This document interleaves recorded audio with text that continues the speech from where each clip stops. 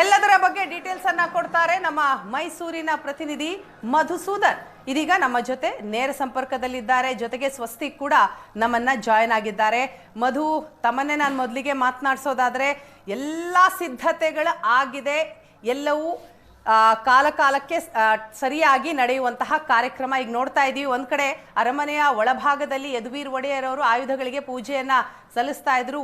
ಹೊರಗಡೆ ವಜ್ರಮುಷ್ಟಿ ಕಾಳಗಕ್ಕೆ ಅಖಾಡ ಕೂಡ ರೆಡಿ ಆಗಿದೆ.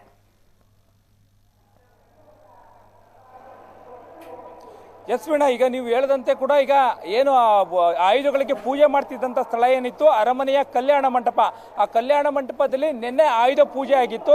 ಅದೇ ಆಯುಧಗಳಿಗೆ ಯದುವೀರ್ ಅವರು ಇವತ್ತು ಮಾಡ್ತಾ ಇರ್ತಕ್ಕಂಥದ್ದು ಶಮಿ ಪೂಜೆ. ಆ ಶಮಿ ಪೂಜೆ ಆದ ನಂತರದಲ್ಲಿ ಈಗ ನೇರವಾಗಿ ಜಗಜ್ಜಟ್ಟಿ ಕಾಳಗ ನಡೆಯುತ್ತೆ.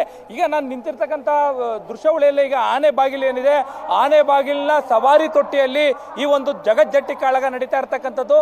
ಈ ಒಂದು ಜಟ್ಟಿ ಕಾಳಗದಲ್ಲಿ ಮೈಸೂರು, ಚಾಮರಾಜನಗರ, ಅದೇ ರೀತಿಯಾಗಿ ಚನ್ನಪಟ್ಟಣ ಮತ್ತೆ ಬೆಂಗಳೂರಿನ ಒಟ್ಟು 4 ಜಟ್ಟಿಗಳು ಭಾಗವಹಿಸ್ತಾರೆ.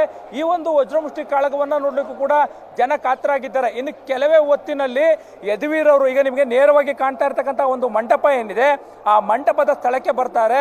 ಶಮಿ ಪೂಜೆಯನ್ನು ಮುಗಿಸಾದ ನಂತರದಲ್ಲಿ ಅವರು ಈ ಒಂದು ಜಗಜ್ಜಟ್ಟಿ ಕಾಳಗಕ್ಕೆ ಚಾಲನೆಯನ್ನ ಕೊಡ್ತಾರೆ. ಅದು ಕ್ಷಣಾರ್ಧದಲ್ಲಿ ಕೂಡ ಸಂಪನ್ನ ಆಗುತ್ತೆ. ನೀವು ಇಲ್ಲಿ ಗಮನಿಸ, ಆ ಒಂದು ಸ್ಥಳದಲ್ಲಿ ಜಟ್ಟಿಗಳು ತಮ್ಮ ಮೈಯಲ್ಲಿರ್ತಕ್ಕಂಥ ರಕ್ತವನ್ನ ನೆಲಕ್ಕೆ ಸೋರಿಸಿ ಬೀಳುವಂತೆ ಮಾಡಿ ನಂತರದಲ್ಲಿ ಈ ಒಂದು ನೆಲಕ್ಕೆ, ಈ ಒಂದು ಅರಸು ಮನೆತನಕ್ಕೆ ತಮ್ಮ ನಿಷ್ಠೆಯನ್ನು ತೋರಿಸುವಂತ ಕೆಲಸವನ್ನ ಮಾಡ್ತಾರೆ. ಅದಾದ ನಂತರವೇ ನಡೆಯುವಂಥದ್ದು ವಿಜಯ ಯಾತ್ರೆ. ವಿಜಯ ಯಾತ್ರೆಗೆ ಒಂದು ಕಡೆ ಪಲ್ಲಕ್ಕಿ ರೆಡಿ ಇದೆ, ಪಲ್ಲಕ್ಕಿಯನ್ನ ತೆಗೆದುಕೊಂಡು ಹೋಗ್ಲಿಕ್ಕೆ ಈಗಾಗಲೇ ಕೂಡ ಎತ್ತುಗಳು ರೆಡಿ ಇರ್ತಕ್ಕಂಥದ್ದು. ಈ ಒಂದು ವಿಜಯ ಯಾತ್ರೆಯಲ್ಲಿ ಪಟ್ಟದ ಕತ್ತಿಯನ್ನ ಇಡ್ತಾರೆ.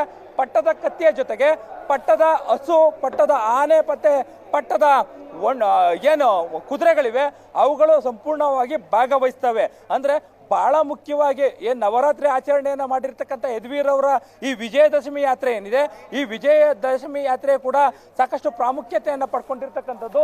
ಇನ್ನು ಕೆಲವೇ ಹೊತ್ತಿನಲ್ಲಿ ಜಟ್ಟಿ ಕಾಳಗವನ್ನ ಮುಗಿಸಿ ವಿಜಯ ಯಾತ್ರೆಗೆ ಯದುವೀರ್ ಅವರು ಹೊರಡ್ತಾರೆ. ಅದಕ್ಕೂ ಕೂಡ ಈಗಾಗಲೇ ರೆಡಿ ಆಗಿರ್ತಕ್ಕಂಥದ್ದು. ಇಲ್ಲಿ ಪಟ್ಟದ ಆನೆ ಜೊತೆಗೆ ನಿಶಾನೆ ಆನೆ, ಎಲ್ಲ ಆನೆಗಳು ಕೂಡ ರೆಡಿ ಆಗಿರ್ತಕ್ಕಂಥದ್ದು. ಇಲ್ಲಿಂದ ಭುವನೇಶ್ವರಿ ತಾಯಿ ದೇವಸ್ಥಾನಕ್ಕೆ ತೆರಳಿ ಅಲ್ಲಿ ಬನ್ನಿ ಪೂಜೆಯನ್ನ ಮಾಡುವಂತ ಯದುವೀರ್ ಅವರು ಜನರಿಗೆ ಬನ್ನಿಯನ್ನ ಹಂಚಿ ನಾಡಿಗೆ ಒಳಿತಾಗ್ಲಿ ಅಂತೇಳಿ ಕೇಳ್ಕೊಳ್ತಾರೆ. ನಂತರದಲ್ಲಿ ಅರಮನೆ ಬಂದು ಸೇರ್ಕೊಳ್ತಾರೆ. ಅಲ್ಲಿಗೆ ಇವತ್ತಿನ ವಿಜಯದಶಮಿ ಆಚರಣೆಗಳು ಮೈಸೂರು ಅರಮನೆಯಲ್ಲಿ ಮುಕ್ತಾಯ ಆಗುತ್ತೆ. ವೀಣಾ. ಎಸ್ ಮಧು, ಪ್ರತಿ ವರ್ಷವೂ ಕೂಡ ದಸರಾಗೆ ವಿಜಯದಶಮಿಯ ದಿನ ತಾವು ಸಾಕ್ಷಿ ಆಗ್ತಾ ಇದ್ದೀರಿ, ಅಲ್ಲಿಂದ ವರದಿಯನ್ನ ಮಾಡ್ತಾನೆ ಇದ್ದೀರಿ. ಸೊ ಈ ವರ್ಷ ಏನ್ ವಿಭಿನ್ನವಾಗಿ ಕಾಣಬಹುದು ನಾವು ಅರಮನೆಯಲ್ಲಿ?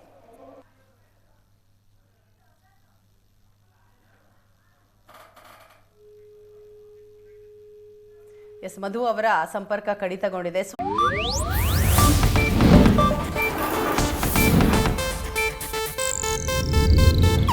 ಇದು ಏಷ್ಯಾನೆಟ್ ನ್ಯೂಸ್ ನೆಟ್ವರ್ಕ್ ಪ್ರಸ್ತುತಿ.